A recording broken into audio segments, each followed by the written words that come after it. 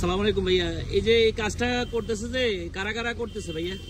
কাজটা করতেছে আমাদের তিনটা সংগঠন মিলে, ইন্ডিয়ান যুব সংঘ, গ্রাম বাংলা যুব সংঘ এবং প্রত্যাশা যুব সংঘের সদস্যরা। ধন্যবাদ। এটা তো আপনাদের ওই সংগঠনের অর্থায়নে নাকি? জি, সংগঠনের অর্থায়নে, আর শুধু বেকুটা ইউনু মহোদয় আমাদেরকে দিয়েছে। আচ্ছা, ধন্যবাদ।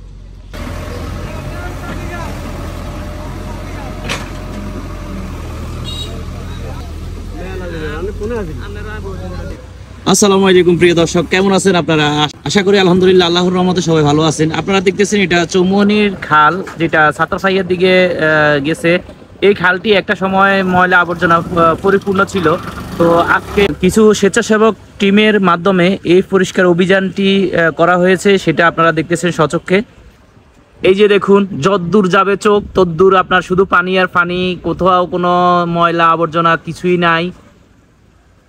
ধন্যবাদ যারা এই কাজগুলা করছেন, বিভিন্ন সংগঠন, বিভিন্ন স্বেচ্ছাসেবী সংগঠনকে ধন্যবাদ।